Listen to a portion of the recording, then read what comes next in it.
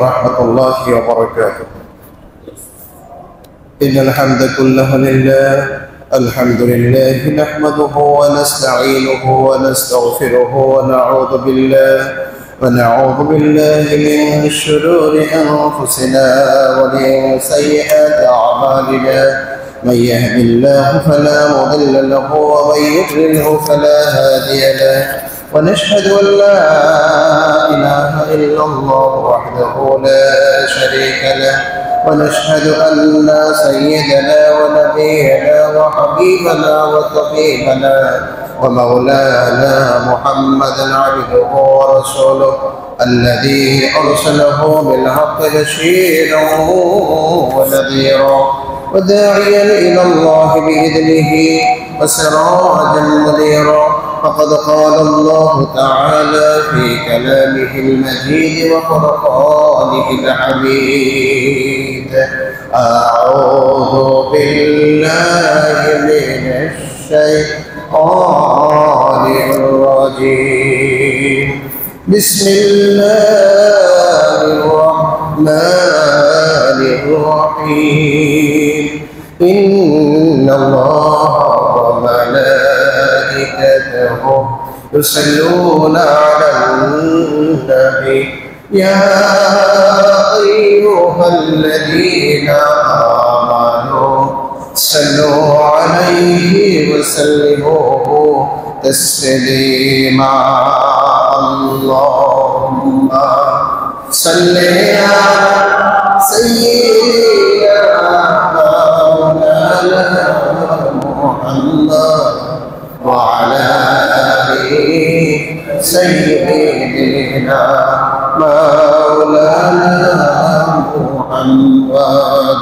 سبحان الله والحمد لله لا إله إلا الله. سبحان الله الحمد لله لا إله إلا الله. لا إله إلا الله. لا إله إلا الله. لا إله إلا الله محمد رسول الله صلى الله عليه وسلم.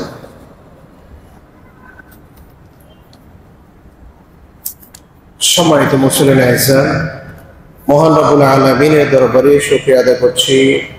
রব্বুল আলামিন মেহেরবানি করে, দয়া করে, মায়া করে আমাদেরকে 1446 হিজরি জামাদিল আউয়াল এর 6 তারিখ 1431 বাংলা কার্তিক মাসের 24 তারিখ এবং 2024 ইংরেজি নভেম্বর মাসের 8 তারিখে আল্লাহর ঘর মসজিদে আসার তৌফিক দান করেছেন। আমরা আল্লাহর দরবারে শুকরিয়া আদায় করে বলি আলহামদুলিল্লাহ। অগণিত অসংখ্য দরুদ ও সালাম বিশ্ব মানবতার মুক্তির দেশেরই সাইয়্যিদুল মুরসালিন খাতামুন নবিয়্যিন উম্মতের কান্ডারি মুহাম্মদুর রাসূলুল্লাহ সাল্লাল্লাহু আলাইহি ওয়াসাল্লাম জীবনের প্রতিটা ক্ষেত্রে যার অনুসরণ করা প্রতিটা মুমিন মুসলমানের জন্য ফরজ।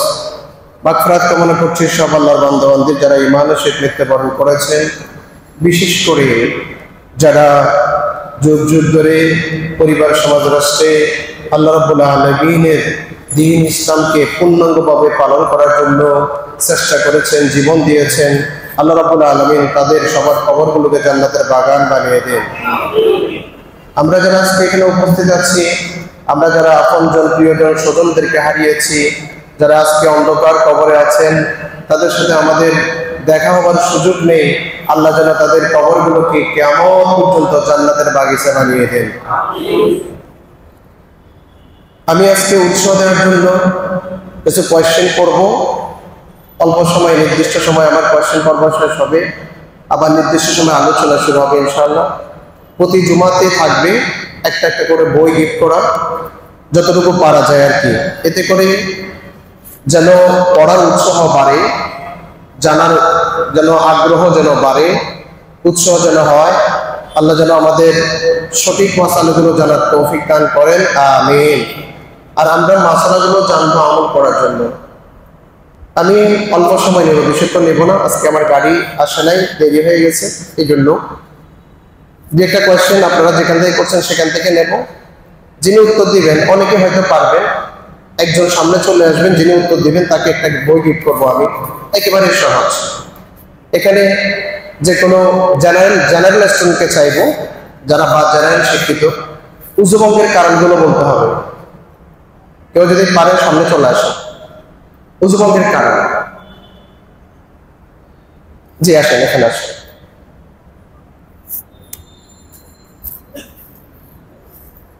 জি বলে দেন, উজুভঙ্গের কারণগুলো বলে ফেলেন।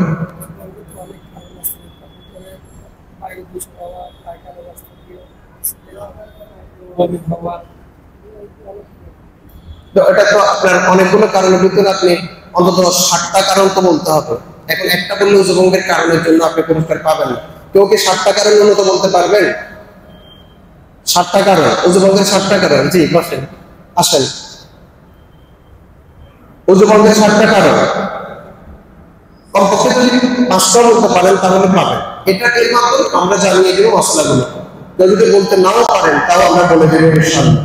উজুভঙ্গের 60টা কারণ, এটা আমাদের প্রতিনিয়ত আমরা মুখোমুখি হচ্ছি। জি আপনি মাইক নিয়ে বলে ফেলেন। এটা নেন, এটা নেন। জি বলুন। জি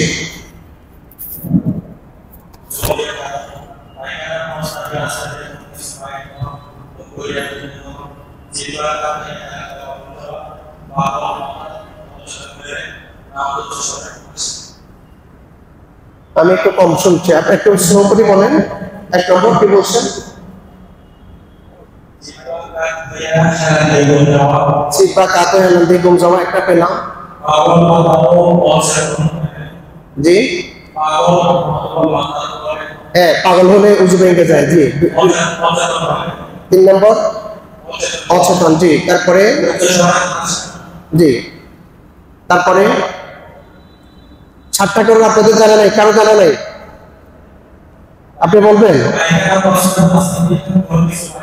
হ্যাঁ, কষ্ট থাকেন রাস্তায় কোনো কিছু বাইরে। 3টা হলো, আর 2টা বলেন।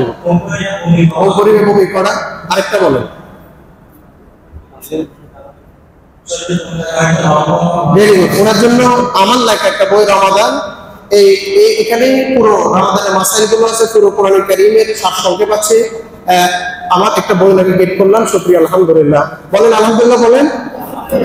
আমি বলে দিচ্ছি, প্রস্রাব পায়খানার রাস্তা দিয়ে কোনো কিছু বের হওয়া, কোনো কিছুকে আমরা বুঝতে পারছি।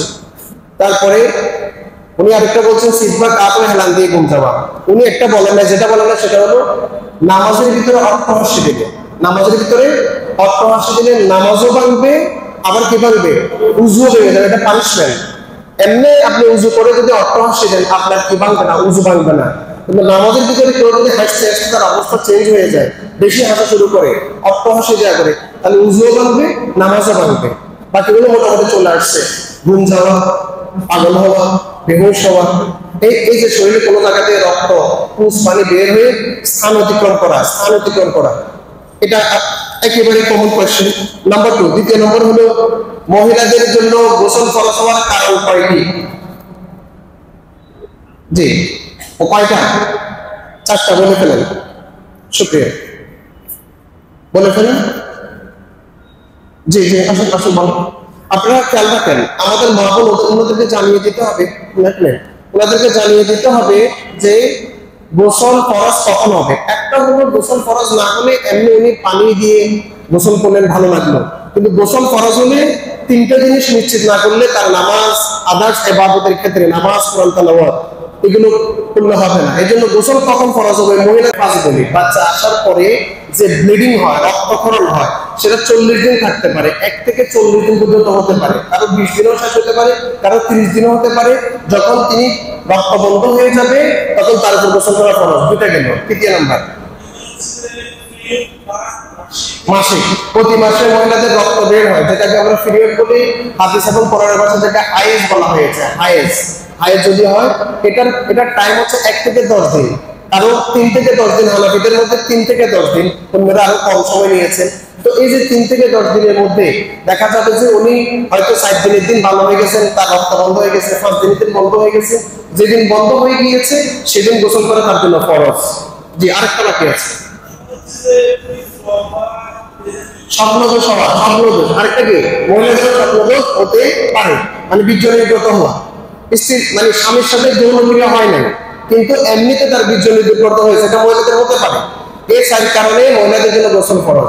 আর এখানে প্রথম দুটো পুরুষের জন্য কি, যে যৌন ক্রিয়া অথবা বীর্য নির্গত হওয়া, স্বপ্নদোষের মাধ্যমে হোক বা যেভাবে হোক বীর্য নির্গত হওয়া অথবা মহিলাদের সাথে যৌন ক্রিয়াতে লিপ্ত হলে পুরুষের জন্য গোসল ফরজ।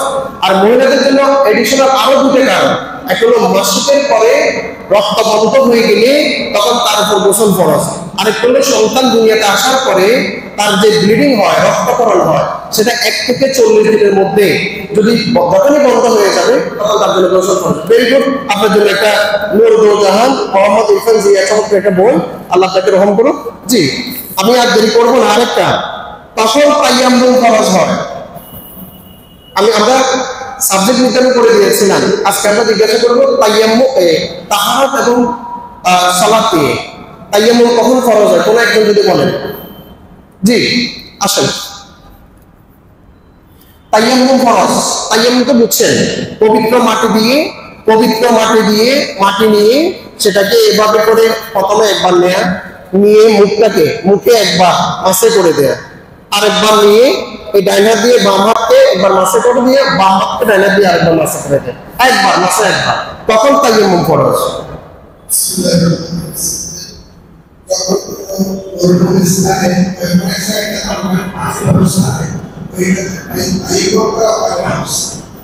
একটা কারণ আরো আছে,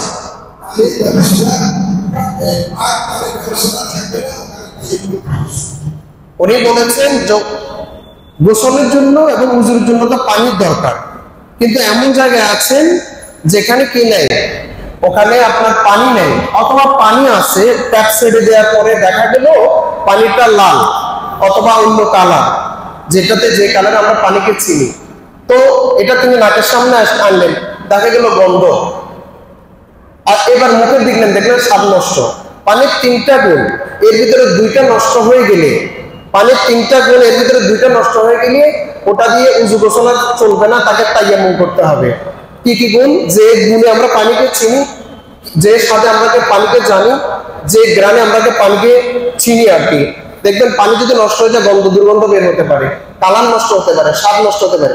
যদি 2টা যদি চলে যায় সেটা দিয়ে উযু গোসল জায়েজ নাই, ওনাকে তায়াম্মুম করতে হবে। একটা কারণ বলছেন, আরো কারণ আছে,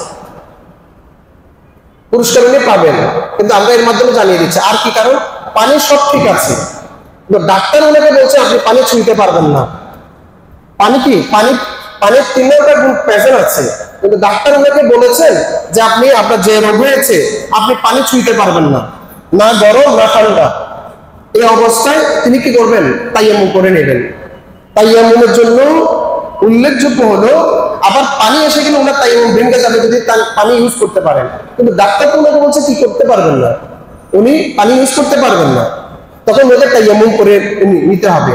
আরো 2টা কারণ আছে, আমরা পরে ইনশাআল্লাহ আলোচনা করছি। ওনার জন্য ঈমান ভঙ্গের কারণ নিয়ে একটা বই বের করা হচ্ছে। আল্লাহ রাব্বুল আলামিন আমাদের ঈমানগুলোকে মজবুত করে দেন, আমিন। আমি আরেকটা কোশ্চেন নেব, এরপরে আমরা আমাদের আলোচনার দিকে যাব। যে কোশ্চেনটা আপনারা করেছেন এখান থেকে, ইমাম সাহেবের সাথে জামাতে সালাত আদায়ের ক্ষেত্রে 2য় রাকাতের বৈঠকে দুরূদ ইব্রাহিম পড়ে ফেললে পরবর্তী মুসল্লির করণীয় কি? জি, এটা এখান থেকে কোশ্চেন এসেছে। ইমাম সাহেবের সাথে জামাতে সালাত আদায়ের ক্ষেত্রে 2য় রাকাতে বৈঠকে দুরূদ ইব্রাহিম পড়ে ফেললে পরবর্তী মুসল্লির করণীয় কি? মাসালা বুঝছেন কিনা?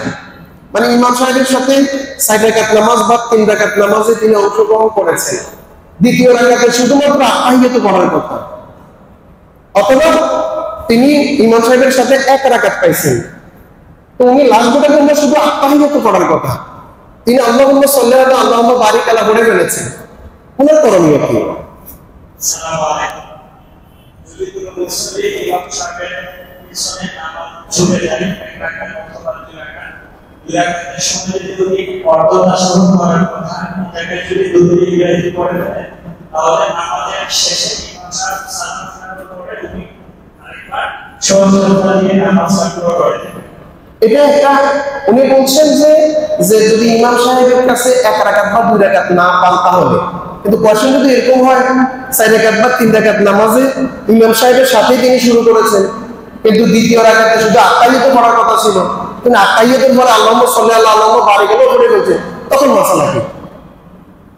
আপনারা কি বুঝছেন? উনি 1 রাকাত পরে আসছেন বা 2 রাকাত পরে আসছেন, ওনার লাস্ট বৈঠকেই শুধু আত্তাহিয়াত পড়ার কথা ছিল, যেহেতু ওনার 1 রাকাত বাকি আছে, 2 রাকাত বাকি আছে, উনি দুরূদ ইব্রাহিম পড়বেন ওনার শেষ রাকাতে, কিন্তু উনি তো ইমাম সাহেবের সাথেই শুরু করেছেন। মাসালা যদি এরকম হয়, ওনার কোশ্চেন আমি নিয়েছি, উত্তরটা নিয়েছি, ওনাকে পাল্টা কোশ্চেন যে যদি এরকম হয় ইমাম সাহেবের সাথে উনি অংশগ্রহণ করেছেন, কিন্তু দ্বিতীয় রাকাতে যেহেতু নামাজ 3 রাকাত বা 4 রাকাত, দ্বিতীয় রাকাতে শুধু আত্তাহিয়াত পড়ার কথা, কিন্তু তিনি বলে ফেলছেন আত্তাহিয়াত আল্লাহুম্মা সাল্লি আলা, বলে ফেলছেন ইমাম সাহেব হয়তো স্লোলি আত্তাহিয়াত পড়ছেন, এই জন্য এই সুযোগে তিনি আল্লাহুম্মা সাল্লি আলা আল্লাহুম্মা বারিক আলাইহি হয়তো বলে ফেলছেন, হয় কি হয় না? হয়, আমারও হয়েছে এরকম। তো তখন ইমাম সাহেব যখন আল্লাহু আকবার বলে উঠতেছে তখন ওনার বস হয়েছে, উনি করবেনটা কি? ইমাম সাহেব অনুসরণ করবেন, যেহেতু ইমামকে আমরা এটা করেছিলাম, ইমাম সাহেব যেটা করবে একটা চমৎকার উত্তর হয়েছে, সেটা হলো ইমাম সাহেবের সাথে যেহেতু আমার সালাম ফিরানো হচ্ছে, আমার বাড়তি করে এই ভুলের জন্য এক্সট্রা করে আর কোনো সোর্সেস দেওয়া লাগবে না। ইমাম সাহেব সালাম ফিরে ফেলছেন, উনিও সালাম ফিরে ফেলবেন, কিন্তু যদি উনি 1 রাকাত বা 2 রাকাত বাকি থাকে, ইমাম সাহেব সালাম ফিরানোর পরে 1-2 রাকাত যেটা বাকি আছে সেটা আদায়ের পরে লাস্টে সিজদায় সওয়া দিবেন। ওনার জন্য ইমান ভঙ্গের 10টা কারণে একটা বই, শুকরিয়া বলেন, আলহামদুলিল্লাহ বলেন। আমরা ইনশাআল্লাহ আমরা বাকি আজকে আর পাচ্ছি না, পরবর্তীতে আমরা নেক্সট কোশ্চেনের দিকে যাব। আপনাদের এখানে আরেকটা কোশ্চেন এসেছে, ইমাম সাহেবের সাথে জামাতে সালাত শেষে 1 রাকাত পেলে আগের রাকাতগুলো কিভাবে আদায় করবে? এটা নিয়ে ইমামদের মতভেদ আছে। কোন ব্যক্তি যদি 4 রাকাত নামাজ বা 3 রাকাত নামাজে বা 2 রাকাত নামাজে কোন 1 রাকাতে ইমাম সাহেবের সাথে মাত্র 1 রাকাত পেয়েছে, কোন ব্যক্তি 2 রাকাত নামাজের 1 রাকাত পাইছে, অথবা 3 রাকাত নামাজের 1 রাকাত পাইছে, অথবা 4 রাকাত নামাজের 1 রাকাত পাইছে, বাকিগুলো কিভাবে আদায় করবেন? আমি একটা পদ্ধতি বলছি। যদি ইমাম সাহেবের সাথে তিনি 1 রাকাত পান 2 রাকাত নামাজের, ইমাম সাহেব যখন রাকাত পাওয়ার জন্য অবশ্যই ওনাকে রুকু পেতে হবে, রাকাত পাওয়ার জন্য ওনাকে অবশ্যই রুকু পেতে হবে। আমরা অনেককে দেখা যায় ইমাম সাহেব সিজদা পৌঁছে গেছেন, উনি এসে নিজে নিজে রুকু করে সিজদা যাচ্ছেন, ওই রাকাত হবে না, ওই রাকাত হবে না। এই জন্য ওনাকে ইমাম সাহেবের সাথে সিজদা চলে যেতে হবে, রাকাত এটা কাউন্ট হবে না, রাকাত এটা ধরা হবে না। যেহেতু রাকাত হওয়ার জন্য কি শর্ত? রুকু শর্ত। তো উনি রুকু পান নাই, উনি সিজদা পেয়েছেন, তো ওই রাকাতটা হবে না, এমনি ইমাম সাহেব অনুকরণ করবেন। তো উনি 1 রাকাত পেয়েছেন রুকু এবং সিজদার মাধ্যমে। ইমাম সাহেব যখন তার শেষ বৈঠকে বসছেন, ইমাম সাহেব আত্তাহিয়াতু পড়ছেন, আল্লাহুম্মা সাল্লি আলা আল্লাহুম্মা বারিক আলা আল্লাহুম্মা ইন্নী যালামতু বাইকা, যেভাবে দোয়া মাসুরা পড়েন তিনি সেটা পড়ছেন।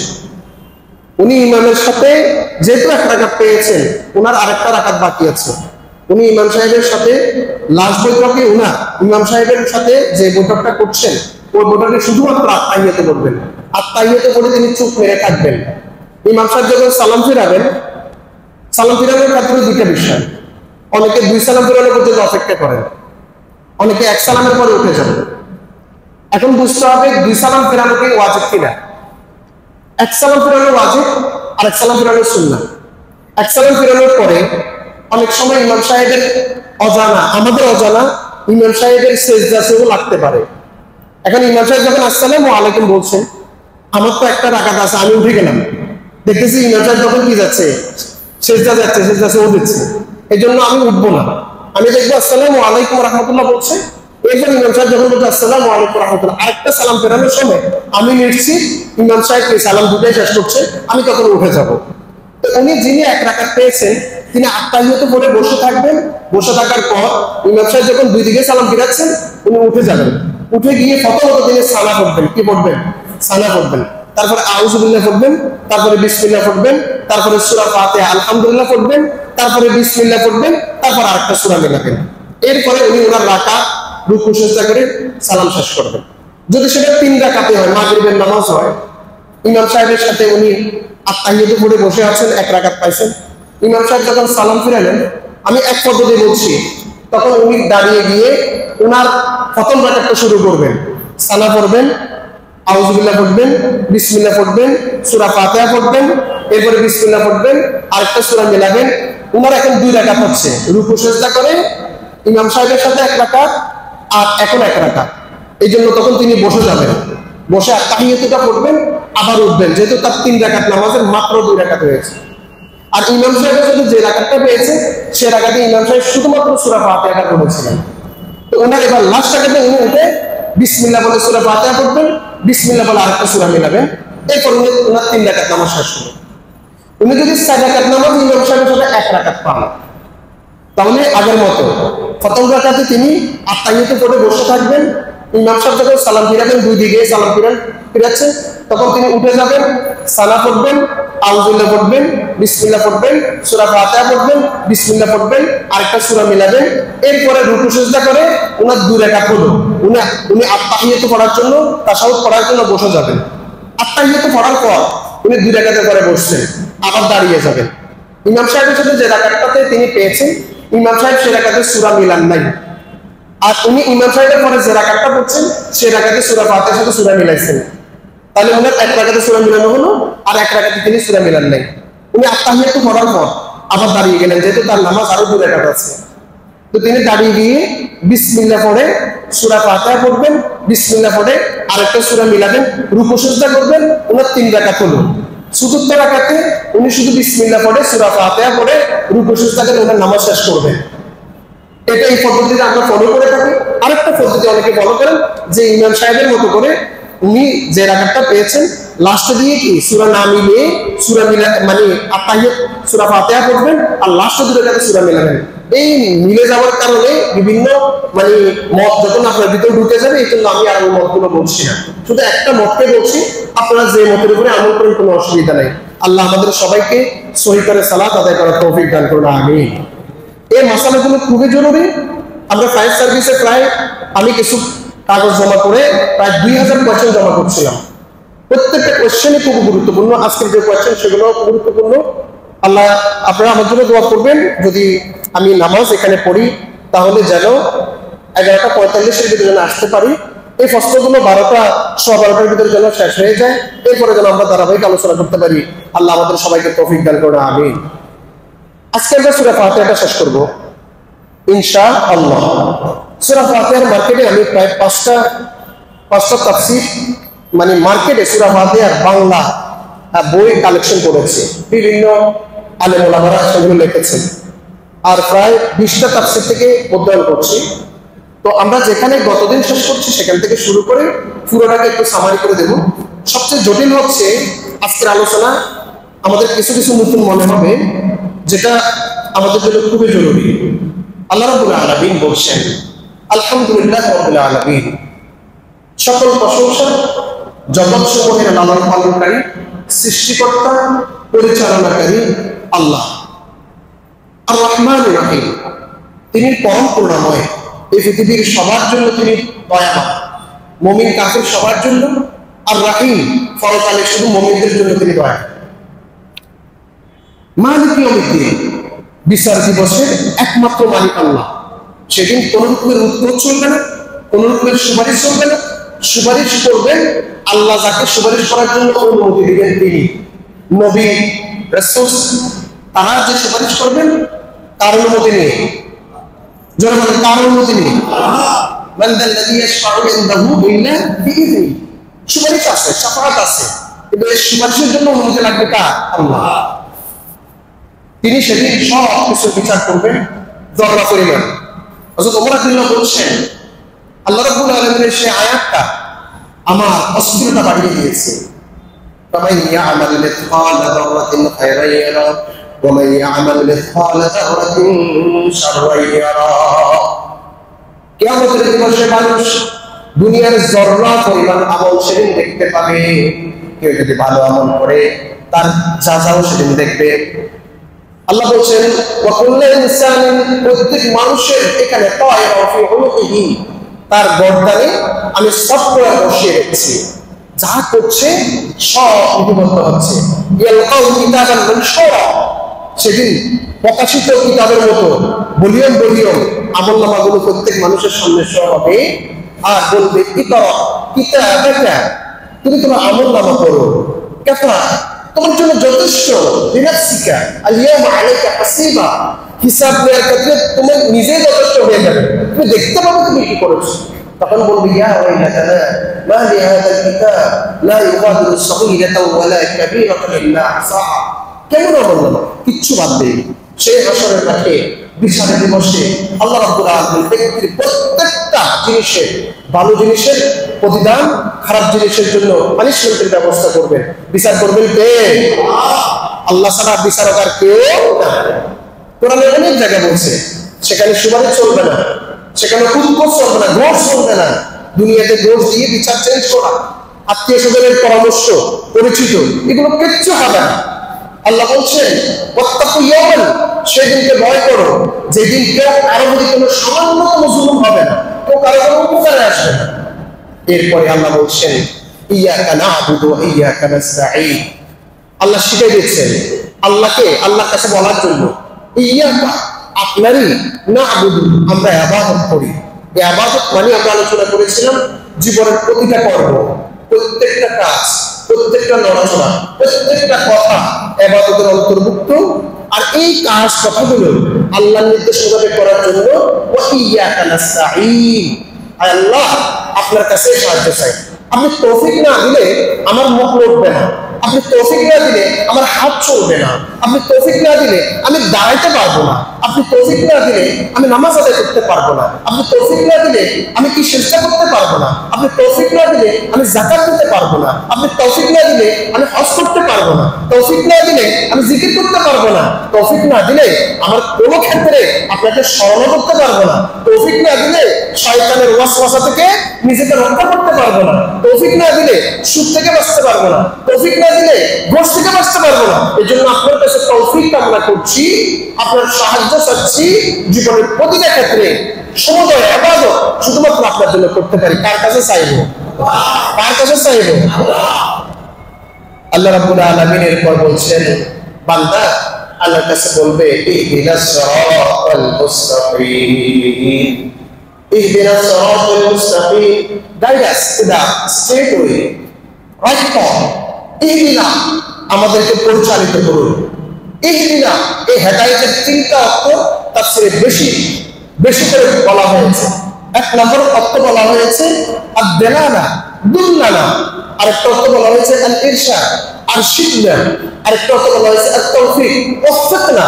দুল্লালা আপনি নির্দেশনা দিন, আরশিদনা আপনি আমাদেরকে পথ প্রদর্শন করুন, ওয়াফাকনা আপনি আমাদের তৌফিক দান করুন।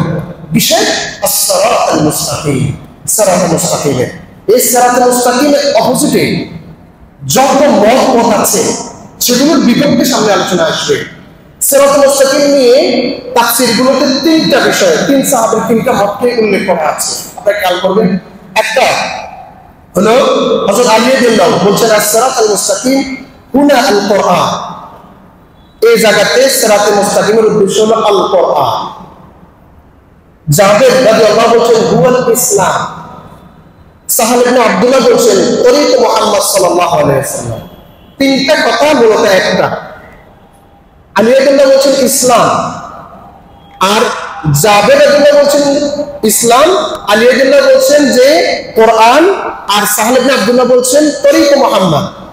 তো মুহাম্মদ সাল্লাল্লাহু আলাইহি ওয়াসাল্লাম যা বলছেন সেটাই তো কোরআনে, আর কোরআনে যা আছে সেটাই তো ইসলাম। ইসলামকে কল্পনা করলে মুহাম্মদ সাল্লাল্লাহু আলাইহি ওয়াসাল্লামের আমল, কোরআনকে কল্পনা করলে মুহাম্মদ সাল্লাল্লাহু আলাইহি ওয়াসাল্লামের আমল। আমরা জানাই সেদিন নামাজকে যখন জিজ্ঞাসা করলো রাসূলের কর্মনীতি কেমন ছিল, রাসূলের চরিত্র কেমন ছিল, রাসূলের জিন্দেগি কেমন ছিল, বলে তোমরা কি কোরআন পড়ো না? এই কোরআন হচ্ছে আমাদের রাসূলের পুরো জিন্দেগিটাই, কোরআন হচ্ছে আমাদের রাসূলের চরিত্র, কোরআন হচ্ছে আমাদের রাসূলের আদর্শ। এই তিনটা মিলে একটাই। তাফসীর আল-মুয়াসসার, আল-বাহরুল মাদিদ, তাফসীর বাহরুল মাদিদে এই তিনটা উল্লেখ করেছেন। আল্লাহর কাছে আমরা চাই দুল্লানা, আরশিদনা, ওয়াফাকনা লিনুসাল্লিয়া ফাহুয়া সিরাতাল মুস্তাকিম, ওয়া আরশিদনা ইলা আদাই যাকাত ওয়াহুয়া সিরাতাল মুস্তাকিম, ওয়াফাকনা লিআদাইল হজ ওয়াহুয়া সিরাতাল মুস্তাকিম। আমাদেরকে হজ করার তৌফিক দিন, এটাই সিরাতাল মুস্তাকিম। আমাদেরকে নামাজ পড়ার তৌফিক দিন, সেটাই সিরাতুল মুস্তাকিম। আমাদেরকে কোরআন তেলাওয়াতের তৌফিক দিন, সেটাই সিরাতুল মুস্তাকিম। আমাদেরকে কোরআন বোঝার তৌফিক দিন, সেটাই সিরাতুল মুস্তাকিম। আমাদেরকে রাসূলের পুরো জিন্দেগি ফলো করার তৌফিক দিন, সেটাই সিরাতুল মুস্তাকিম। আমাদেরকে রাসূল সাল্লাল্লাহু আলাইহি ওয়াসাল্লাম যে বলছেন তারাক্তু ফীকুম আমরাইন লা তাদিল্লু মা তামাসসাকতুম বিহিমা কিতাবাল্লাহি ওয়া সুন্নাত রাসূলিহি। তোমাদের কাছে দুটো জিনিস রেখে যাচ্ছি, আল্লাহর কোরআন আর রাসূলের জিন্দেগি ফলো করা। আল্লাহ আমাদেরকে এটা এই পথে তৌফিক দিন যেন আমরা পুরো কোরআনটাকে ফলো করতে পারি আর রাসূলের জিন্দেগি যেন ফলো করতে পারি, আর সেটাই সিরাতুল মুস্তাকিম। ইহদিনাস সিরাতাল মুস্তাকিম ওয়া হুয়াল ইসলাম। আল্লাহ রাব্বুল আলামিনের দেয়া একমাত্র কেবলমাত্র শুধুমাত্র ফলো করার জন্য জীবন ব্যবস্থার নাম, কথা বলে জীবন ব্যবস্থার নাম। আল্লাহ বললেন ইন্না দীনা ইনদাল্লাহিল ইসলাম, আল্লাহর কাছে মনোনীত ধর্ম জীবন ব্যবস্থা হলো ইসলাম। দিন ওমা দিনুকা, কবরের জগতে আল্লাহ জিজ্ঞাসা করবেন জিন্দেগিতে তোমার ধর্ম কি ছিল। ধর্ম মানে শুধুমাত্র কিছু রিচুয়াল পালন করা নয়, ধর্ম মানে হলো পুরো জিন্দেগির সব ক্ষেত্রে ফলো করার জন্য একটা গাইডলাইন। আমি আমার ব্যক্তিগত জীবনে একে একে আছি, কোন গাইডলাইনটা ফলো করব, সেই ফলো করার গাইডলাইন হলো ইসলাম। আমি আমার পরিবার নিয়ে আছি, পরিবার কেমনে চালাবো, যে গাইডলাইন ফলো করলে পরিবারে শান্তি আসবে, আল্লাহ সন্তুষ্ট হবেন, কবরে কোয়েশ্চেনের উত্তর দিতে পারবো আল্লাহর নির্দেশ মোতাবেক, রাসূলের তরিকা মোতাবেক, সেটার নাম ইসলাম। আমি এখন সমাজে আছি, সমাজের নেতা হয়ে আছি, সমাজটাকে যেভাবে চালাইলে আমার আল্লাহ খুশি হবেন, সমাজে শান্তি আসবে, পরকালে কবরের কোয়েশ্চেনের উত্তর দিতে পারবো, সেটা হলো ইসলাম। আমি আর রাষ্ট্র পরিচালনা করছি, রাষ্ট্রের দায়িত্ব আমার কাঁধে এসেছে। রাষ্ট্র পরিচালনার জন্য আল্লাহর পক্ষ থেকে বিধান এসেছে, যেটা করলে শান্তি আসবে, যেটা করলে কবরে উত্তর দেওয়া যাবে, সেটাই ইসলাম। আল্লাহ বললেন ওয়া মান ইয়াবতাগি গায়রাল ইসলামি দীনান ফালান ইউকবালা মিনহু, কোন ব্যক্তি যদি তার ব্যক্তিগত জীবন, তার পারিবারিক জীবন, তার সামাজিক জীবন, তার রাষ্ট্রীয় জীবন, জীবনের যে কোনো ক্ষেত্রে আল্লাহর বিধান ইসলাম ছাড়া, ইসলামের পথ আর মত ছাড়া অন্য কোনো পথ আর মত গ্রহণ করলে আল্লাহর দরবারে সেটা কঠিন কাজে গ্রহণযোগ্য হবে না।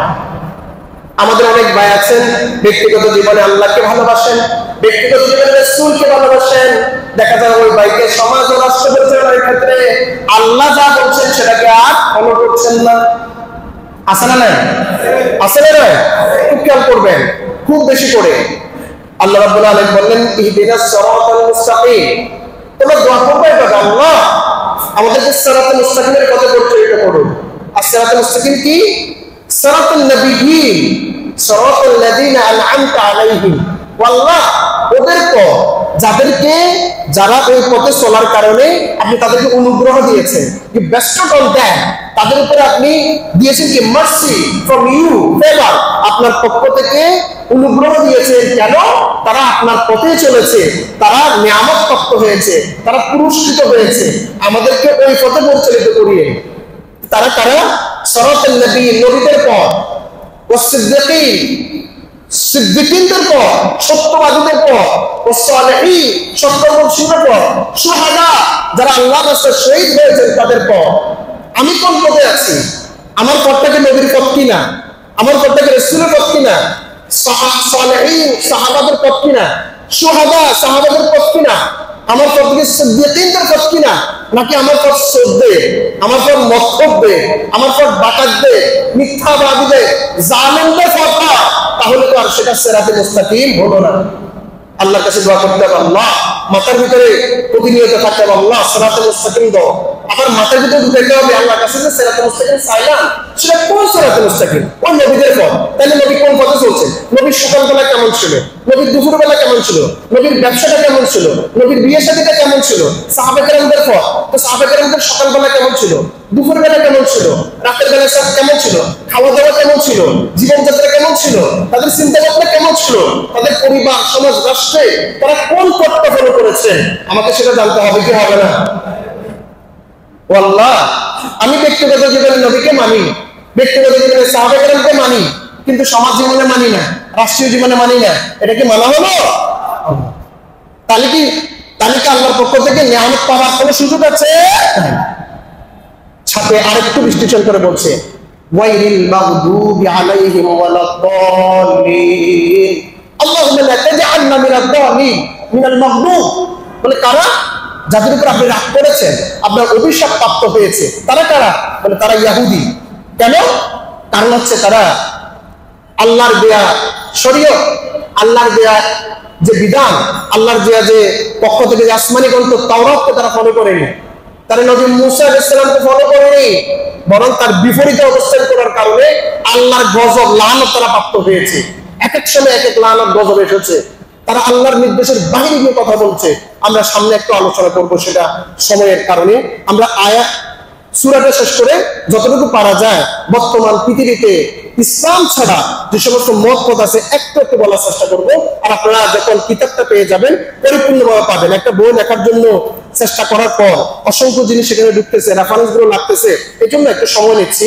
আপনারা সেখানে বিস্তারিত পাবেন। মার্কেটে কি সূরা কাফের যে তাফসীর গুলো আছে সেগুলো আমি কালেক্ট করেছি। আল্লাহ রাব্বুল আলামিন বলছেন, শিখিয়ে দিচ্ছেন বান্দাকে, আল্লাহর কাছে দোয়া করো, সিরাতাল্লাযীনা আন'আমতা আলাইহিম। আল্লাহ, যারা আপনার পথে চলে অনুগ্রহ প্রাপ্ত হয়েছে, নিয়ামত প্রাপ্ত হয়েছে, পুরস্কৃত হয়েছে, আমাদেরকে সেই পথে। অন্য জায়গাতে আল্লাহ সেটা জানিয়ে দিচ্ছেন। তো সিরাতুল মুস্তাকিম কোনটা? কোন পথে অনুগ্রহ প্রাপ্ত হয়েছে? বলে সিরাতুন নবিয়্যিন, নবীদের পথ, ও সিদ্দিকিন, সিদ্দিকিনদের পথ। সিদ্দিকিন কারা? আল্লাযী কামুলা তাসদীকু বিমা জাআ বির রাসূল। সিদ্দিকিন হলো তারা যারা নবীদের অনুসারী, নবীরা যা বলছে সেটাকে সত্যায়ন করেছে। নবীরা যা বলছে প্রত্যেকটা কাজকে সত্যায়ন করে বাস্তবায়ন করেছেন। ও শুহাদা ফি সাবিলিল্লাহ, আল্লাহর দেয়া বিধানকে বাস্তবায়নের জন্য যারা জীবন দিয়ে দিয়েছেন তারা হচ্ছে শহীদদের। যে আমি আর আল্লাহর বিধানটা বাস্তবায়ন করতে চাই, ব্যক্তিগত জীবনে, পারিবারিক জীবনে, সামাজিক জীবনে, রাষ্ট্রীয় জীবনে, জীবনের সব ক্ষেত্রে কার বিধান চাই?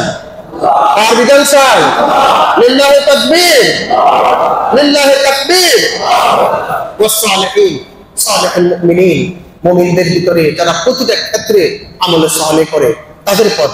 ওয়াইরিল মাগদুবি আলাইহিম, আয় আল্লাহ ওদের পথে পরিচয় করবেন না। লা তাজআলনা, লা তাজআলনা ফি তুরুকিদ দাল্লিন, তুরুকিল মাগদুব। বলে মাগদুব কারা? তারা হলো যে ইহুদি।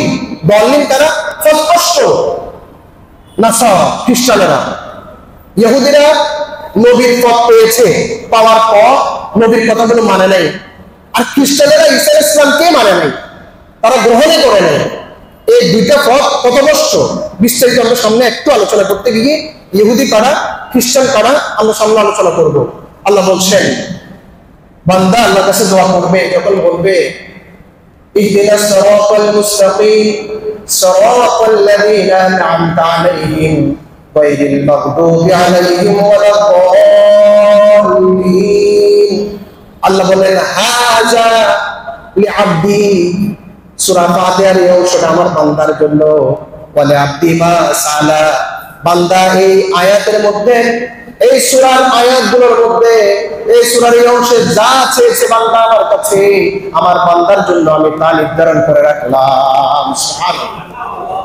আমি যদি চাই, আল্লাহ আমার মন থেকে চাই আমাকে সিরাতুল মুস্তাকিম দাও, সেটা হলো ইসলাম, সেটা হলো কোরআনের পথ, সেটা হলো রাসূলের পথ, সেটা হলো নবীদের পথ, সেটা হলো সালিহিনদের পথ, সেটা হলো শুহাদাদের পথ, সেটা হলো সালিহুল মুমিনিনদের পথ। আল্লাহ আমাকে ওই পথে পরিচালনা করো।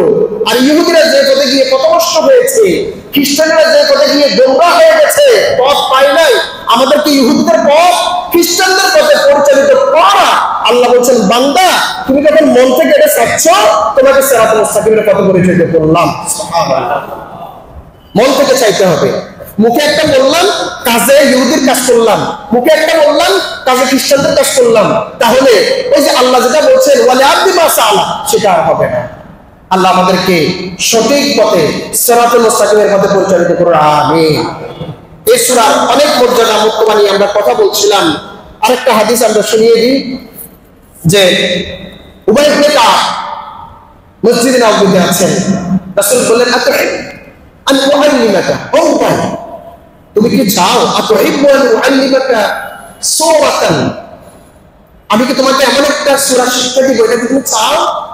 লাম তুনজাল ফিত তাওরাত, যেটা তাওরাতে নাযিল হয়নি, ওয়ালা ফিজ জাবুর, জাবরে নাযিল হয়নি, ওয়ালা ফিল ইনজিল ইনজিলে নাযিল হয়নি, ওয়ালা ফিল কোরআন মিসলুহু কোরআনে এটার মতো আরেকটা নাযিল হয়নি। তখন উমর বললেন নাম আইয়া রাসূলুল্লাহ, হ্যাঁ আল্লাহ রাসূল অবশ্যই শিখাবেন। রাসূল বললেন ওয়াল্লাযী নাফসি বিয়াদিহি, এটা আরবদের একটা কথা, কোনো কিছুকে জোর দিতে শপথ করে বলে, এটা রাসূলের অসংখ্য হাদিসে আছে। ওয়াল্লাযী নাফসি বিয়াদিহি, যার হাতে আমার প্রাণ তিনি কে? যার হাতে আমার প্রাণ তিনি কে?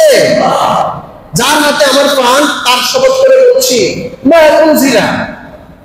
উনজিলা ফিল কোরআন, মা উনজিলা ফিল কোরআন, আর বলা মা আনজালাল্লাহু ফিল কোরআন, ফিজ জাবুর, ফিল ইনজিল, ফিত তাওরাত, তাওরাতে, জাবুরে, ইনজিলে মিসলুহু এর মতো করে কোন সূরা নাযিল হয়নি। ওয়া হুয়া সাবউল মাসানি ওয়া হুয়া আল কোরআনুল আযীম, আর সেটা হলো এই 7 আয়াত সূরাতুল ফাতিহা। সুবহানাল্লাহ। আরেকটা হাদিস শুনিয়ে দিই, সেটা রাসূল সাল্লাল্লাহু আলাইহি সাল্লাম আব্দুল্লাহ ইবনে আব্বাস রাদিয়াল্লাহু আনহুমা বলছেন, রাসূলুল্লাহ সাল্লাল্লাহু আলাইহি সাল্লাম বললেন বাইনা জিবরিল কায়দা ইনদা নবী সাল্লাল্লাহু আলাইহি সাল্লাম, জিবরিল আলাইহিস সালাম রাসূলের সামনে বসা। অনেক সময় জাহিয়াতুল কালবির আকৃতি নিয়ে আসতেন একজন সাহাবী, অথবা কোন সময় সাহাবায়ে কেরাম চিনত না, নতুন মানুষ, তিনি চলে যাওয়ার পরে রাসূল বলতেন যে এটা তিনি জিবরাইল ছিলেন। বললেন আজকে আকাশের দরজাটা মাত্র ওপেন হয়েছে, আকাশের এই দরজাটা জীবনে আগে আর কখনো ওপেন হয়নি। আর একজন ফেরেশতা এসেছে, এই ফেরেশতাও আগে আর কখনো বের হয়নি। বলে এই ফেরেশতাটা আকাশের যে দরজা দিয়ে বের হয়েছে, দরজা ওপেন হয়নি, ফেরেশতাও কখনো আর আসেনি। আর সেই ফেরেশতাটা সূরা ফাতিহা এবং সূরা বাকারার শেষ আয়াতগুলো নিয়ে রাসূলের কাছে নিয়ে আসেন। সুবহানাল্লাহ। সূরা ফাতিহার এমন মর্যাদা, এমন গুরুত্ব। আর সূরা বাকারার শেষ দুই আয়াত আপনারা দেখবেন, আমি নামাজের ক্ষেত্রে এখানে না গত 15 বছর জুমা পড়ানো এবং বিভিন্ন জায়গায় নামাজের ক্ষেত্রে যদি হিসাব করা হয়, আমার মনে হয় আমি 70% সূরা ফাতিহার লাস্টে 3 আয়াত তেলাওয়াত করে থাকি। কি চমৎকার দোয়া! রব্বানা লা তুআখিযনা ইন নাসিনা আও আখতানা, আল্লাহ লা তুআখিযনা ইন নাসিনা আও আখতানা, ভুলে গেছি এমন বিধান পালন করতে পারি নাই অথবা ভুল করে ফেলেছি, এজন্য আমাকে মাফ করিও না আল্লাহ। রব্বানা ওয়ালা তুহাম্মিলনা মা লা তাকাতা লানা বিহি, এমন কোনো কিছু দিও না যেটা আল্লাহ দিতে পারবো না। কি চমৎকার দোয়া! লাস্টে দিয়ে এসে আনতা মাওলানা, আনতা মাওলানা, আপনি তো আমাদের অভিভাবক, আপনি তো আমাদের প্রভু, আপনি তো আমাদের অভিভাবক, আপনি আমাদেরকে কাফিরদের উপরে বিজয় দান করুন। কি চমৎকার দোয়া! বেশিরভাগ রাসূল বলছেন তোমাদের উচিত হবে, এটা আরশের খাজানচি থেকে দেওয়া হয়েছে, তোমরা তোমাদের সন্তানদেরকে এটা মুখস্থ করাইবা। পারবো কিনা ইনশাআল্লাহ? সূরা বাকারার লাস্টের 3 আয়াত বেশি করে মানে তেলাওয়াত করা, মুখস্থ করা, অর্থ বোঝা। রাসূলুল্লাহ সাল্লাল্লাহু আলাইহি সাল্লামকে স্পেশালি মেরাজের রজনীতে 3টে জিনিস দিয়েছেন। এর ভিতরে একটা হলো 5 ওয়াক্ত সালাত, আরেকটা হলো এই সূরা বাকারার লাস্টের আয়াতগুলো, আরেকটা হলো একটা ঘোষণা যে শিরিক করবে না আল্লাহ তাকে মাফ করে দিবেন, এই ঘোষণা। আল্লাহ আমাদের তৌফিক দান করুন, আমিন। সূরা ফাতিহার শেষে যে আমিন বলা, আমিন বলা নিয়ে এখন আমাদের দেশে কিছুটা কমছে, মাঝে মাঝে এগুলো আবার মানে খুব জেগে উঠে। শাহুল ইমান বাইহাকি, আবু দাউদ 2টা হাদিস বলতে এট এ টাইম 2টা হাদিস সাথে সাথে আসছে। আমিন বলার পরে সাহাবায়ে ইমাম সাহেব রাসূল যখন বলতেন আমিন বলে মঞ্জুরি উঠতো মসজিদ। আবার আরেকটা হাদিস আছে আমিন সুফেসারে বলছে, হানাফিরা সুফেসারে আমিনটা নিয়েছে, অন্যান্য স্কলাররা জোরে আমিন বলাটা নিয়েছে। তামিন মানে জোরে আমিন বলা, কোনো সমস্যা নেই। কিন্তু আমিও নিজের মুখোমুখি হয়েছি, ফজর নামাজ পড়লাম, প্রথম রাকাতেই ইমাম সাহেবের নামাজ সূরা ফাতিহার পরে এক ছেলে আমিন বলে উঠছে। আমিন বলে ওঠার পর ইমাম সাহেবের তেলাওয়াতের টোন টোটালি চেঞ্জ হয়ে গেছে, রাগে ক্ষোভে বিনে। নামাজ শেষের পরে তাসবিহ পড়ার আগে দাঁড়ায় গেছেন। আপনাদেরকে বললাম না আমিন তো বললেন মসজিদে আসবেন না। তো আমি বের হওয়ার পরে ছেলেটা আমাকে বললো, স্যার দেখছেন আমি আমিনটা বলছি, উনি আমি বললাম তুমি এখানে পড়া দরকার কি, আসতে পড়ার কথা তো আছে। বলে উনি এটা বলছে, আমি বললাম যে উনি বলছে যে উনারটাও ঠিক হয়নি, কারণ যেখানে হাদিসে অথেন্টিক আছে সেখানে আমরা বাধা দেওয়ার কোনো সুযোগ নাই। এগুলো হচ্ছে আব্দলীয়, আমরা একটাকে গ্রহণ করছি। যেমন কাবা শরীফে আমি অসংখ্যবার আলহামদুলিল্লাহ এতে কাবের সুযোগ হয়েছে শাইখদের সাথে। তো ওনাদের সাথে দাঁড়াইলে আমি আমিন আসছে বলি, ওনারা জোরে বলে। তো ওনারা তো আমাকে দুটা মারেন নাই, আমি নাভির নিচে হাত বাঁধি, ওনারা বুকের উপরে হাত বাঁধে, এই জন্য আমাকে জিজ্ঞাসা করেন নাই। ওনাদের সাথে আমার কন্টিনিউ যা একজন মানুষের রুমের ভিতরে থাকলে যে কোনো কথাবার্তা হতো, কারণ ওনাদের কাছে মাসালা ক্লিয়ার। জোরে আমিনের মাসালাও আছে, আস্তে আমিনের মাসালাও আছে। বুকের উপরে বুকের নিচে মানে এটার নিচে হাত বাঁধার কথাটাও আছে, আবার নাভির নিচে হাত বাঁধার কথাও আছে, অথেন্টিক হাদিস। অথচ আমরা কোনো একটাকে হাদিসকে গ্রহণ করছি আর একটাকে সম্মান দেখাচ্ছি। কারণ আমি যদি হাদিস যদি থেকে থাকে, আমি যদি এই লোকে এটার উপর আমল করার কারণে তাকে যদি আমি ঘৃণা করি, তাহলে তো আমি লোকটাকে ঘৃণা করলাম না, আমি হাদিসটাকেই ঘৃণা করলাম। ৭৫ পর্বে আরো ৫-৭ বছর আগে ফায়ার সার্ভিসে বলে যে হুজুর একটা উত্তর দেন, ওর পাশে একটা মসজিদ আছে, ইমাম সাহেব এক মুসল্লিকে সুন্নাহ পড়তে দেখছে যে রাফি আযান করতেছে। সুন্নাহ শেষে ইমাম সাহেব দোতলা নিয়ে তাকে মার শুরু করছে। তো ইমাম সাহেবও তারে মারে, তেও ইমাম সাহেবকে মারে। মাসালা কি? এগুলো মানে আমরা চাচ্ছি যে এই জায়গাগুলো একেবারেই ক্লিয়ার করা উচিত। কেন মারবো আমি? আপনি কাবা শরীফে যারা রাফি আযান করতেছে আপনি তাদেরকে মারেন গিয়ে, অথবা আপনি যে করতেছেন আপনার গুতা মারবে সেখানে কেন? তারা মাসালাগুলো জানেন। কেন ইমাম সাহেব তো কাবা শরীফ ইমাম সাহেব তো জোরে আমিন বলেন, উনি তো রাফি আযান করেন, ম্যাক্সিমাম করে থাকেন। তো আমি বললাম মাসালা পরে আগে ওই ইমাম সাহেবকে জিজ্ঞাসা করো। উনি আব্দুল কাদের জিলানী রাহিমাহুল্লাহ, বড় একজন আল্লাহর ওলি, তিনি হাম্বলি মাযহাবে ছিলেন, তিনি রাফি আযান করতেন। আজকে যদি উনি ওনার এই মসজিদে যদি এই অবস্থা দেখতেন, ওনাকে উনি রাফি আযান করতেন, তাহলে দোতলা নিয়ে তিনি তাকে মারতেন কিনা? এই লোক তো যখন রাসূলের আলোচনা হলেন তখন আব্দুল কাদের জিলানী রাহিমাহুল্লাহর আলোচনায় নিবেশ করেন। উনি আব্দুল কাদের জিলানী রাহিমাহুল্লাহকে যত ভালোবাসেন, সে আব্দুল কাদের জিলানী রাহিমাহুল্লাহ রাফি আযান করতেন। তাকে ডাকেন যে তিনি যদি এরকম দেখতেন তাহলে তিনি তার এই ভালোবাসার মানুষটাকে মারতে কিনা জিজ্ঞাসা করেন। অযথা, একেবারে অযথা। কেউ রাফি আযান করবে, কেউ করবে না। আমি হানাফি ফলো করি, আমি করি না, কিন্তু আরেকজনের করলে তার যদি অথেন্টিক দলিল থাকে আমি তাকে ঘৃণা করবো কিভাবে? আমি তাকে ঘৃণা করার তো সুযোগ নেই। এই মশালাগুলোর ক্ষেত্রে আমরা কখনো জোরে আমিন বলুন, আস্তে আমিন বলুন, কেউ বুকে হাত বাঁধুক, নাভির নিচে কোনো কথা নাই। আপনি দেখবেন কাবা শরীফে সারা পৃথিবীর সকল মানুষগুলো আসে, বলে কাবা শরীফ আমাদের দলিল কেনা না, দলিল না, কোরআন হাদিস দলিল। হাদিসে থাকলে আমল করলে আমার সমস্যা কোথায়? হানাফিরা বলেন নাই যে রাফি আযানের হাদিস জাল বানোয়াট, হানাফিরা বলেন নাই তামিমের হাদিসটা বানোয়াট, আব্দুলিয়াত বলতে পারেন। আল্লাহ আমাদের সবাইকে বোঝার তৌফিক দান করুন। আমরা কি ধ্বংস করবো, চর্চা করবো? একেবারেই না, একেবারে করবো না। দলে দলে বিভক্ত হয়ে আছে, দেখেন অসংখ্য তাবলীগ জামাত নিয়ে এখন যেটা হচ্ছে, বিভক্তি তৈরি হয়ে আছে। এটা বাতুল মোকাররমে মারামারি শুরু হয়েছে। কেন এমন হবে? আলেম ওলামারা আমজনতা যারা আছেন তাদেরকে এনে তাদের কাঁধ মিলিয়ে কোলাকুলি করবেন, ভাই এখন মারামারির টাইম না, আমরা একটা সুযোগ পেয়েছি, দিনের কথাগুলো বুঝিয়ে দেবো, কোনোভাবেই দ্বন্দ্ব তৈরি করবো না। এই যে আমাকে ফসলতের পর্বে একটা আমার ওখানে আছে, এই যখন পোস্ট করলাম যে অলিকা মসজিদে ফসলতের পর্বে পুরস্কার দিবে, বেশ কয়েকজন বললো যে মানে আপনি তাহলে অলিকা মসজিদ দখল করছেন মনে হয়। আগে আরেকজন ছিল, আপনারা বিশ্বাস করেন কি জানি না, আমার এখানে যদি আরেকজন ইমাম যদি নামাজ পড়াইতে আসে, ওয়াল্লাহি তিনি যে মতের হোক, আমি কিন্তু ইমামতি করবো না, আমি ওনাকে দিয়ে আমি ওনার পিছনে একটা করবো। মাসালার সমাধান আপনারা পরে করবেন, কিন্তু আমি আমার সামনে আরেকজন যদি নামাজ পড়ার যদি দাবিদার হয়, তাকে আমি দিয়ে আমি তার পিছনে একটা করবো, এটা আমার ব্যক্তিগত আমল।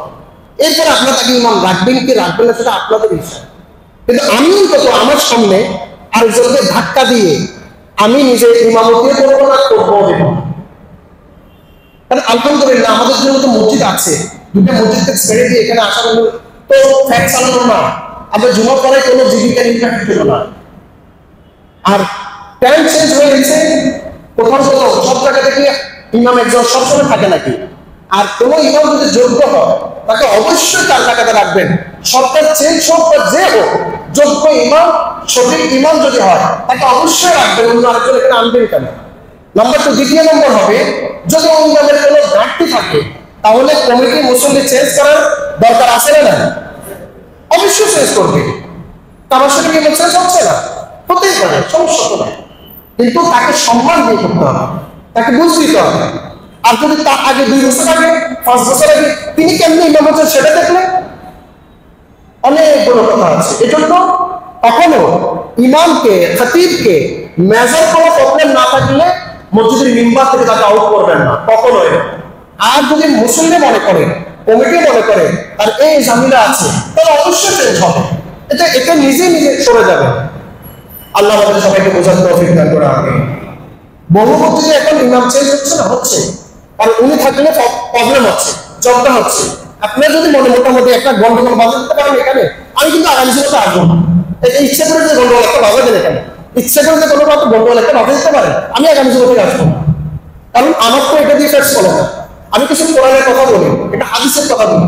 যে মুসলিম গন্ডগোল বাজা তার ইমাম হওয়ার তো দরকার আমার। যে মুসলিম আমাকে চাইবে না তার ইমাম হওয়া মানে হলো আল্লাহ রাসূলের লানত করা। কিন্তু ম্যাক্সিমাম মুসলিম যদি চান, আপনি দুজন যদি গন্ডগোল বাজাতে চান, তাহলে আপনি ফিতনাবাজ, আপনি জামিনা। আর যদি ইমামের জামিনা থাকে, মুসলিমের সংখ্যা কমবে না বাড়বে? কমবে না বাড়বে? বাড়বে, মুসলিমের সংখ্যা বাড়বে। আর ইমাম সাহেবের কোথাও যদি জামিনা থাকে, মুসলিমদের উচিত হবে তাকে জিজ্ঞাসা করা, তাকে ক্লিয়ার করে নেয়। কোনো ফিতনা নয়, কোনো জামিনা নয়, কোনোভাবে কি এই মসজিদের জায়গাগুলো যেন পবিত্র থাকে। এখন আপনারা কেউ হয়তো মনে করবেন এটা রাজনীতির কথা বলে, এটা কোনো দলের না। সেই কথাটা যদি কোরআনে থাকে, সেটা যদি হাদিসে থাকে, তাহলে এতদিন যে আপনি শুনেন নাই, আপনার প্রতি জুলুম করা হয়েছে। যে ইমাম বা খতিব পরিবার সমাজ রাষ্ট্রে আল্লাহর আইনকে প্রতিষ্ঠা করার জন্য ডাক দেয় নাই, সেই ইমাম মুসলিমদের উপর জুলুম করেছে। কোনো সন্দেহ না, কোনো সন্দেহ নাই, কোনো সন্দেহ নাই। কারণ ব্যক্তি জীবনে নামাজ, পারিবারিক জীবনে ইসলাম, রাষ্ট্রীয় জীবনে যদি সেকুলার হয়, সেকুলারিজম ইসলামে হারাম হারাম হারাম, কোনো সন্দেহ না। 11টা মতবাদ আমাদের দেশে চলছে। 1 নম্বর হলো ইহুদি মতবাদ। বলে আমরা তো ইহুদি না, কিন্তু ইহুদি না হলেও আমাদের মুসলিমদের অনেকে ইহুদি মতবাদের আংশিক গ্রহণ করছে। আল্লাহ রাব্বুল আলামিন তাদেরকে মাগদুব বলছেন, তাদের উপর লাগান্বিত, তাদের উপর প্রদান্বিত, তারা অভিশাপ প্রাপ্ত, তারা কাস্ট। কেন? কারণ তারা কোরআনের অসংখ্য আয়াত আছে, 11টা কারণ এখানে উল্লেখ আছে। আল্লাহ রাব্বুল আলামিনের ব্যাপারে তারা মিথ্যা বলেছে। বলে যে আল্লাহ রাব্বুল আলামিন বখিল, নাউযুবিল্লাহ। তারা বলছে ইহুদিরা, কোরআন আয়াত আছে, আমি ওদিকে যাচ্ছি না, শুধু সংক্ষেপে বলে যাচ্ছি। দ্বিতীয়ত তারা কি বললো? তারা রাসূল এবং ইহুদিরা সমস্ত নবীদের বিরুদ্ধে অবস্থান নিয়েছে। অসংখ্য বনী ইসরায়েলের প্রায় 4000 নবীকে তারা হত্যা করেছে। এই নবী আম্বিয়া কেরাম তো আল্লাহর মেসেজ দিয়েছে তাদের কাছে, কেন তাদেরকে হত্যা করবে? তারা হত্যা করেছে, এজন্য তারা আল্লাহর পক্ষ থেকে লানত প্রাপ্ত। এজন্য গায়রুল মাগদুব আল্লাহ, ওদের কত নয়, ইহুদিদের কত নয়, যাদের উপর তুমি রাগান্বিত হয়েছো, তারা নবীদেরকে হত্যা করেছে, নবীদেরকে গালি দিয়েছে, তোমাকে আল্লাহ তোমার প্রতি তারা বিদ্বেষ পোষণ করেছে, তোমাকে বখিল বলেছে। 3 নম্বর ইহুদি তাহরিফুল কালাম আন মাওয়াদি, প্রত্যেকটা কথার সাথে সাথে কোরআন আয়াত আছে। আল্লাহ রাব্বুল আলামিন উল্লেখ করছে, আল্লাহ তাওরাতে তাদেরকে যেটা বলছে তারা এটাকে উল্টে দিত। তারা উল্টে দিত, আলেমরা, ইহুদি আলেমরা পরিবার সমাজ রাষ্ট্রে আল্লাহর বিধান বাস্তবায়ন না করে সেটাকে উল্টে দিত। মুসা আলাইহিস সালাম তাদেরকে রেখে দিয়ে তুর পাহাড়ে গেলেন 40 দিন রেখে। এরা গরু সন্ন্যালতা দিয়ে একটা গরুর বাচ্চা বানাইছে, এটার পূজা করা শুরু করছে। এরপরে বললো ঠিক আছে, তোমার মাছ চাইছো, কান্নাকাটি করছো, ঠিক আছে ওই নগরীতে যাও, এখানে একটা গেট আছে, ভিতর ঢুকো, বলো যে তোমরা মাছ চাও। তাদেরকে বলছে হেত্তা বলো, তারা হেত্তাকে উল্টে দিয়ে বলছে হেন্তা, মানে গমসাই গম, যেটা জমির উৎপাদন হয় সেটা। কোরআনে আল্লাহ যা বলছে তা উল্টেই দিয়েছে, এই জন্য তারা লানত প্রাপ্ত। তারা আল্লাহর সত্য কথাগুলো, আল্লাহ যেটা বলছেন সেটাকে গোপন করতো, নবীদের অনুকরণ, আল্লাহর বিধানকে গোপন করছে। কিছু কিছু মিলে যাবে বর্তমানে আলেম নামে কিছু মানুষ যারা পরিবার সমাজ রাষ্ট্রে আল্লাহর বিধানের কথাগুলো এই মিম্বারে বলে না, মুসলমানদেরকে আল্লাহর বান্দাদেরকে বলে না যে তুমি দাস হও আল্লাহর, তোমার জিন্দেগির সব ক্ষেত্রে গোলাম হবে আল্লাহ। সেক্ষেত্রে আংশিক আল্লাহর গোলাম বানিয়ে, আর আংশিক নয় বেশিরভাগ মানুষের দাস বানিয়ে দিয়েছে সমস্ত লোকগুলো, ঠিক না? তারা আল্লাহর বিধানকে মানে না, তারা ইহুদিদের বিধান মানে রাষ্ট্রে, তারা খ্রিস্টানদের বিধান মানে রাষ্ট্রে, তারা মজুসীদের বিধান মানে রাষ্ট্রে, তারা মুসলিমদের বিধান মানে রাষ্ট্রে। অথচ আল্লাহর বিধানের কথা এই সমস্ত আলেম যারা বলে নয়, ওরা হচ্ছে ইহুদি আলেমদের সন্দেহ। খ্রিস্টান ধর্ম, খ্রিস্টানরা কি বলবো? বলেছেন মেসি ঈসা আলাইহিস সালাম আল্লাহর সন্তান, নাউজুবিল্লাহ। কোরআনের সব আয়াত আছে সালিসু সালাসা, আল্লাহ একজন, মরিয়ম আলাইহিস সালাম আর কি ঈসা আলাইহিস সালাম, তিনজন মিলে তারা খোদা মানে। এই নিয়ে আর বাড়াবাড়ি করলাম না। সারা বিশ্বে এখন মুসলিমদের পরে সবচেয়ে ধর্ম পালন বেশি করছে খ্রিস্টানেরা। আমার দেশের বহু অঞ্চল খ্রিস্টানেরা দখল করে ফেলেছে। এই পাহাড়ি অঞ্চলগুলো খ্রিস্টানেরা দিনের দাওয়াত দিতে গিয়ে, তারা তাদের ডাক্তারি শিক্ষা প্রচার করতে গিয়ে তারা তাদের দিনের দাওয়াত দিচ্ছে না। বহু মুসলিম খ্রিস্টান বানিয়ে দিচ্ছে। মসজিদের খতিব 10 বছরের মুফতি মাসউদ, সে এখন খ্রিস্টানদের দালাল হয়ে নাস্তিক হয়ে গিয়েছে, যার রেকর্ড আপনাদের কাছে ইউটিউবে গেলে পাবে। বহু লোক খ্রিস্টানদের গোলাম হয়ে আছে।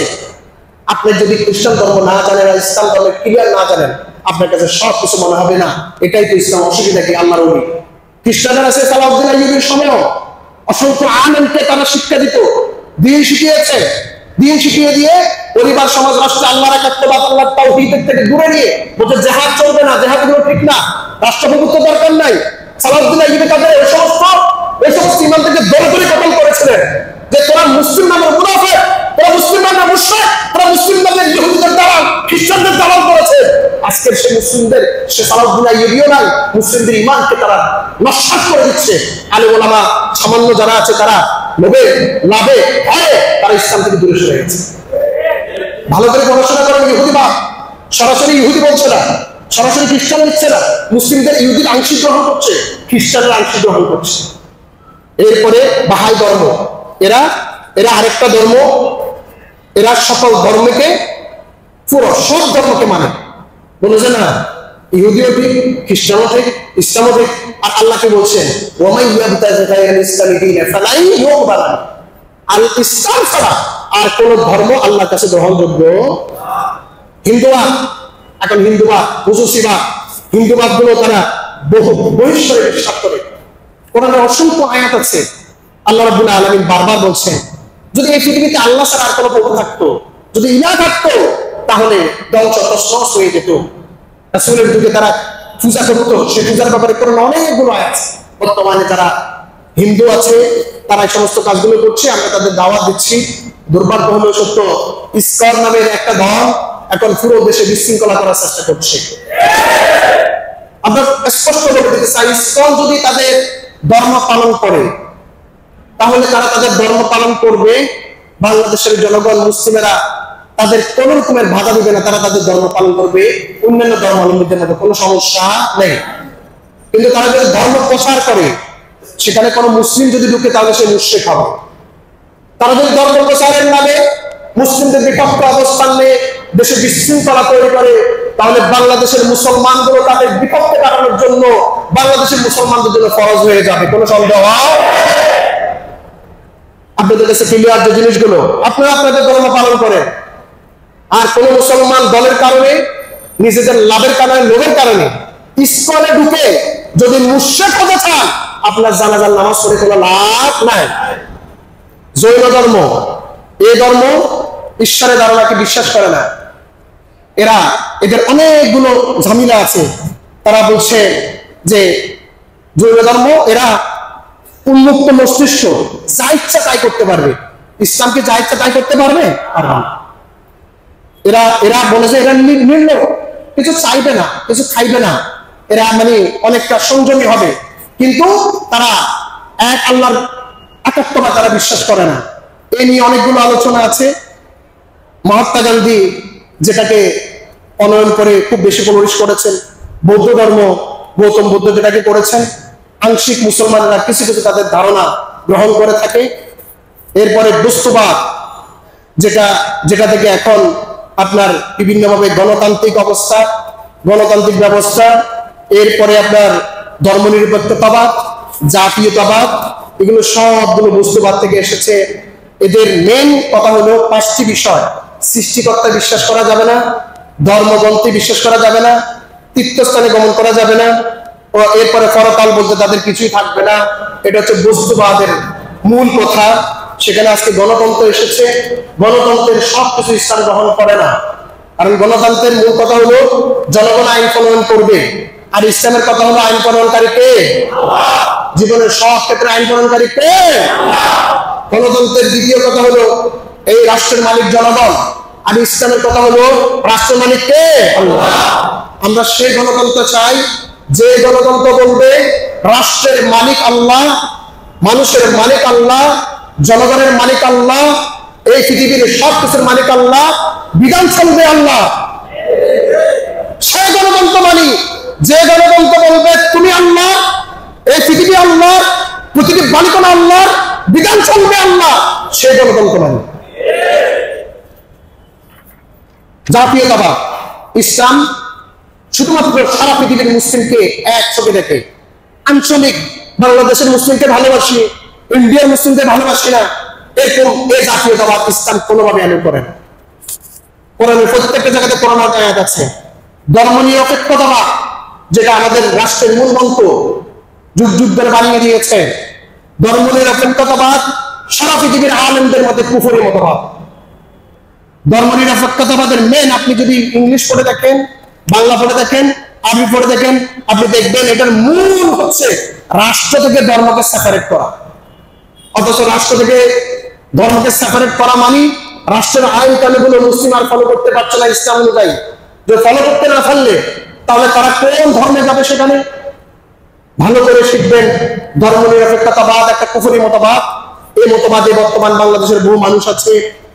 এরপরে পুঁজিবাদ, যেটা রাসমালিয়া ক্যাপিটালিজম, এই মতবাদ দিয়ে অর্থনীতি চলছে, এটা কুফরি মতবাদ। ইসলাম গ্রহণ করবে না, ইসলামী অর্থনীতিটা নেবে। শয়তানবাদ একটা বের হয়েছে, শয়তানের পূজা করছে। যারা আধুনিক ছাত্র আছেন তারা দেখবেন যে স্যাটানিজম, তারা শয়তানের প্রভু ইবাদত করার জন্য ডাকছে। এখানে প্রায় লাখ লাখ মানুষ সেদিকে দৌড়াচ্ছে। এভাবে করে সমাজতন্ত্র সব পুরোটাই ইসলাম বিরোধী। আমাদের দেশে অসংখ্য মতবাদ চলছে, কোথাও আংশিক, কোথাও পূর্ণাঙ্গ। আল্লাহ রাব্বুল আলামিন আমাদেরকে দিয়েছেন সিরাতুল মুস্তাকিম। আর সিরাতুল মুস্তাকিম হচ্ছে ইসলাম, সিরাতুল মুস্তাকিম হচ্ছে রাসূলের পথ, সিরাতুল মুস্তাকিমের মূল হচ্ছে আল কোরআন।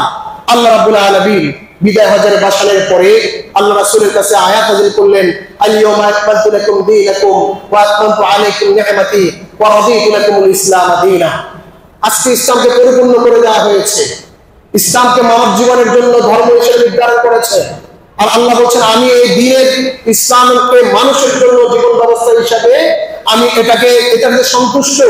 ইহুদিবাদে সন্তুষ্ট নয়, খ্রিস্টবাদে সন্তুষ্ট নয়, মুজুসিবাদে সন্তুষ্ট নয়, হিন্দুবাদে সন্তুষ্ট নয়, ক্যাপিটালিজমে সন্তুষ্ট নয়, জাতীয়তাবাদ আল্লাহর বিধান সন্তুষ্ট নয়। আর সিরাতুল মুস্তাকিম প্রচন্ড গণতন্ত্রের পক্ষে সিরাতুল মুস্তাকিম নয়। কেউ গ্রহণ করুক আর না করুক, কোরআনের কথাগুলো স্পষ্ট।